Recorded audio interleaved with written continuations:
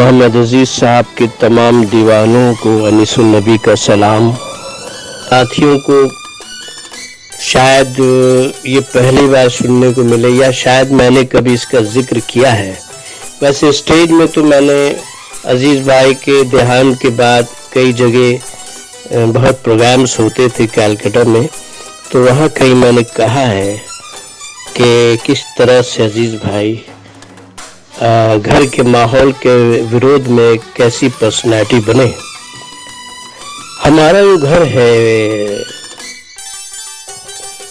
वो ये हमारा घर ये 225 साल का है। लोग जहाँ पर रहते हैं उस जगह को वो घर कहते हैं। हम इस घर में रहते हैं, इसे प्यार का मंदिर।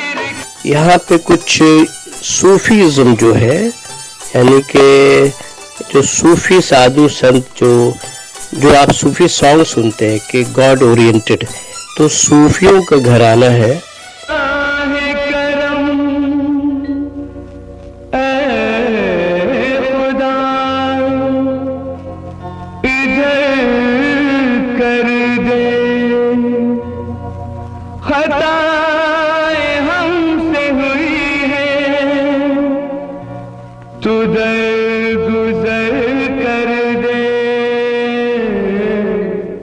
और उर्दू, अरबी, फारसी के बहुत सारे ननियाल ददियाल में पोइट है, राइटर है, तो इंटेलेक्चुअल्स बहुत सारे हुए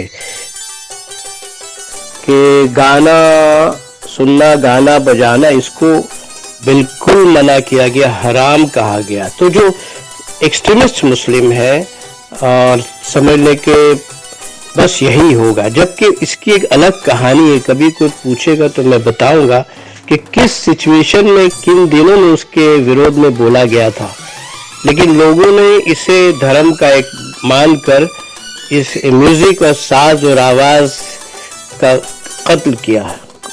ये बड़ा हुआ, लंबी बात है। तो हमारे घर में भी मेरे जो पिता थे वो बहुत साधारण और बहुत सॉफ्ट थे, लेकिन मेरे दादा जो थे, दादा से मुराद के मेरे दादा, मेरे ग्रैंडफादर के कज़न ब्रदर वो रहे अजीज़ भाई और हम लोग के ज़माने तक, लेकिन मेरे दादा 1943 में देहांत हुआ है। उनके भाई, इनका बड़ा दबदबा था और इनकी बड़ी पर्सनालिटी, बहुत ह्यूज पर्सनालिटी थी। जैसे आप फिल्म जंजीर में जैसे प्राण है, यारी है ईमान हमारा, मेरा यार मेरी जिंदगी, उसमें जो पठान बना उस तरह की उनकी पर्सनालिटी थी।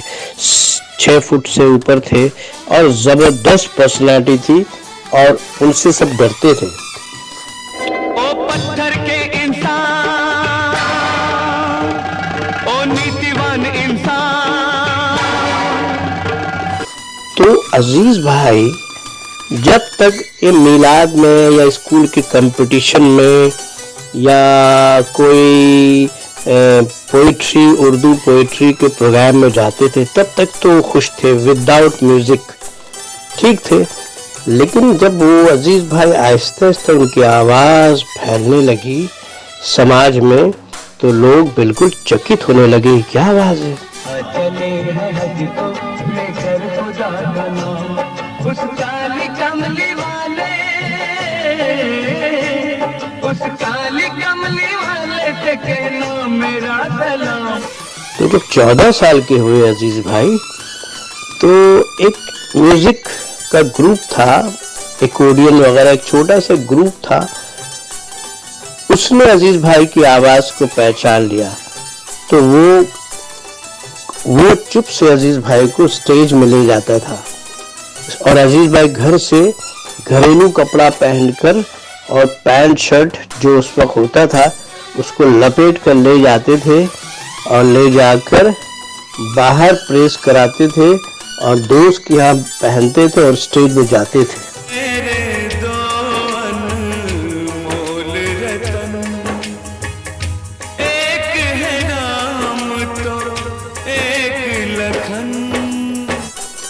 अब ये दादा को मालूम नहीं और हम लोग को हल्की हल्की भनक थी कि वो स्टेज में गा रहे हैं और 14 साल के थे और लोग पागल हो जा रहे, क्या आवाज है। जैसे अभी आप लोग सब लोग नए पुराने हर उम्र के लोग समझते हैं कि कैसी आवाज़ है।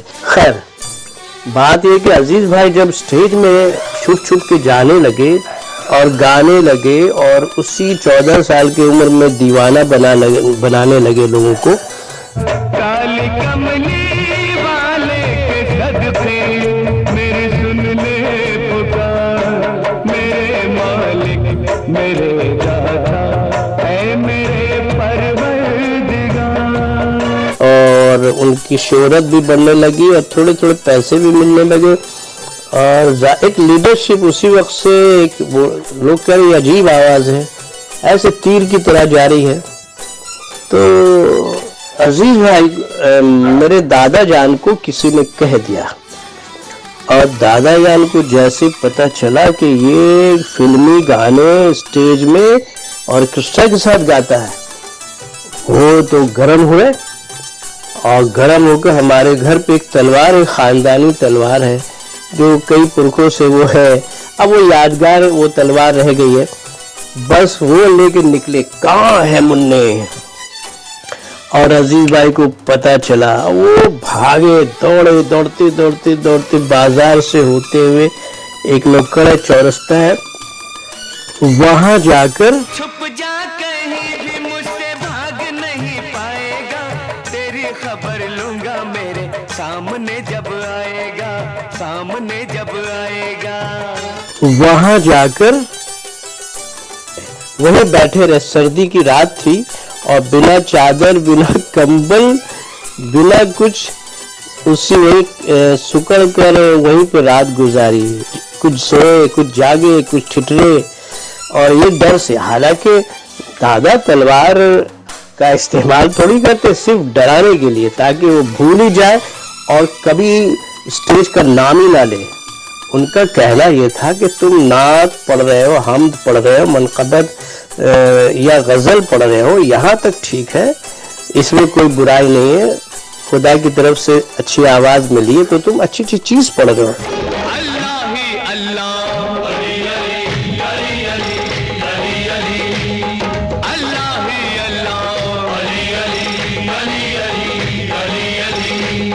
कहते ही सर से पलट ली। हज़रत मोहम्मद के लाइफ पे पढ़ रहे हो, भगवान की तारीफ में जिसे हम्द कहते हैं, मनक़बत कहते हैं, पीर पैगंबर पीरों के लिए जो तारीफ होती है, जैसे ख्वाजा गरीब नवाज है। धूम मची है धूम मेरे ख्वाजा तुम्हारे नाम की। तो ये सब ठीक है, मिर्जा गालिब का कलाम पढ़ रहे हो, इकबाल पढ़ रहे हो, मीर पढ़ रहे हो, तो ये ठीक है, लेकिन फिल्मी गाना हमारे खानदान का लड़का गवैया होगा, स्टेज में गाकर पैसे लेगा। अब वो जो दौड़ाए थे तो वो किसी तरह ढूंढ ढूंढ के पता चला कि वहां पे वो सुकड़ कर लेटे हुए, ना तकिया ना कंबल ना चादर कुछ भी नहीं। उस वक्त आपको मैं बताऊं, मैं उस वक्त मैं 9 साल का था और अजीज भाई 14 साल के थे, वो मुझसे 5 साल बड़े हैं। अब हम लोग परेशान, अरे दादा ने तलवार निकाल ली, हालांकि कुछ नहीं था, सिर्फ ड्रामा था उनका। खैर अजीज भाई पर तो नशा चढ़ चुका था मोहम्मद रफी साहब का। ये महल ये तख्तों ये ताजों की दुनिया, ये इंसान के दुश्मन समाजों की दुनिया। वो नशा वो तो ऐसा नशा है कि उतरा ही नहीं और धीरे धीरे सुनते रहे। फिर मेरे दादा के एक दोस्त ने कहा पहले सुन तो लो, तो कैसे गाता है, सुन तो लो। तो फिर वो एक हमारे खजीब एक इलाका है जहाँ हम रहते हैं, वहाँ पे एक मैदान में कोई बड़ा सा एक प्रोग्राम हो रहा था और अजीज भाई ने समझा कि वो तो सोए हुए हैं, तो ये दादा तो और मतलब 1-2 साल, हाँ 1-1.5 साल गुजर चुका था और उनकी शोहरत भी बढ़ गई थी और शोहरत बढ़ते बढ़ते दादा जान के कान तक भी पहुंच गई थी। तो जब इतनी तारीफें हो रही तो वो जरा से नॉर्मल हुए और उन्होंने सोचा कि देखिए तो क्या कर रहा है, तो बिल्कुल कंबल ओढ़ कर वो मुंह को ढांक के वो भीड़ में गए, और जब भीड़ में वो गए और जाकर जब अजीज भाई की आवाज सुनी तो फिर वो हजारों कतार रोने लगे कि ये इतना अच्छा गाता है। आज कल याद कुछ और रहता नहीं, एक बस आपके याद आने के बाद, याद आने से पहले चले आइए और फिर जाइए जान जाने के बाद। इस तरह से और लोगों को देखा, लोग पागल हो रहे हैं, दीवाने हो रहे हैं और कह रहे ऐसे सुर, ऐसी कुदरत जिस पर मेहरबान है, जिस पर सुर ताल लयकारी की बरसात हो रही है और मैं इसे रोक रहा था। ये तो कुदरत का वरदान है, ये तो खुदा इस पर मेहरबान, इस पर खुदा निछावर हो गया है। सख्त बेचारगी के आलम में, सख्त बेचारगी के आलम में राहते क़ल्ब व जान गरीब नवाज। कायनात का रब जो है इस पर निछावर हो गया। फिर जब वो घर आए अजीज भाई तो वो अनजान बनकर उससे नरमी से दादा पेश आए। फिर उनको एक टेप रिकॉर्डर खरीद के दिया, कहा इसमें जो कुछ शौक है तुम्हें गाने वाले तो जरा सुन लेना। हालांकि उनका दिल जो है बिल्कुल बर्बाद हो गया था, उनकी मोहब्बत का शिकार हो गया था। तो ये दौर था, देखिए ऐसी सख्ती में जहाँ पे नमाज, रोज़ा और कुरान पढ़ना, और अगर सुर संगीत है तो प्रॉफिट की तारीफ हो, खुदा की तारीफ हो, जो उर्दू शायरी होती, जो अजीज भाई ने मनक़बत गाया है, चलो आज ख्वाजा का संदल उठा है।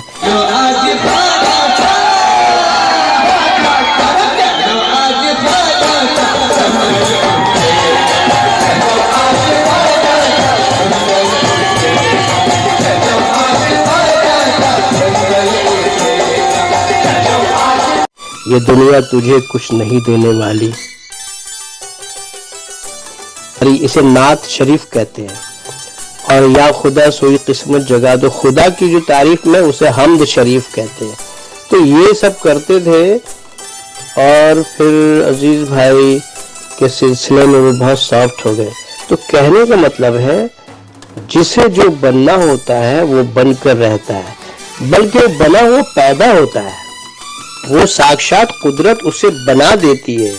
किसे आवाज देना है, किसे अदाकारी देना है, किसे कलम देना है, किसे ब्रश देना है, तो ये कुदरत का फैसला होता है कि हम एक ऐसी पर्सनैलिटी को पैदा कर रहे हैं।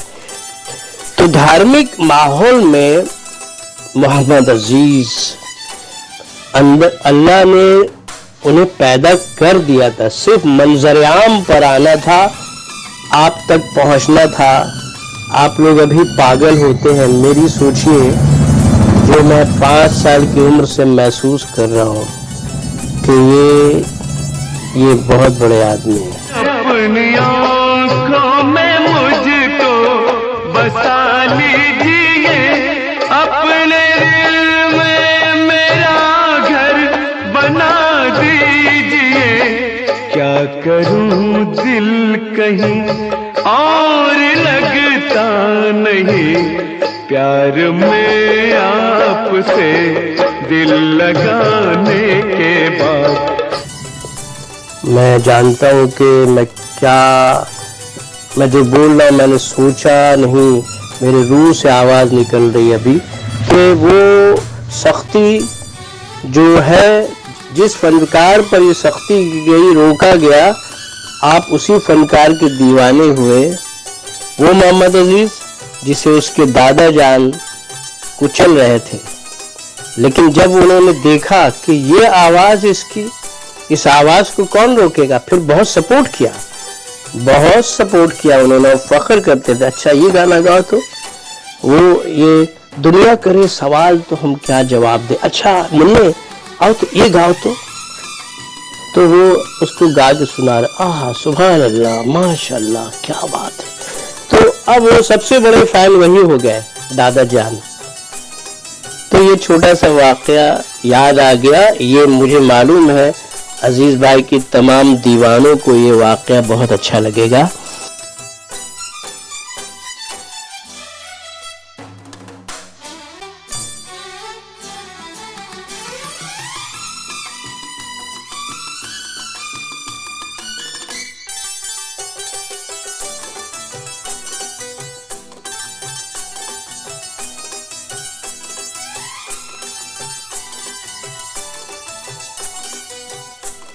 अजीज भाई के तमाम दीवाने सब मेरे अपने छोटे भाई हैं मेरे, और जो बहुत छोटे वो मेरे बच्चे हैं, और ये पैगाम उन तक आप पहुंचाएंगे और मुझे फुर्सत मिलेगी तो फिर मैं आऊँगा। इजाज़त दीजिए, खुदा हाफिज़।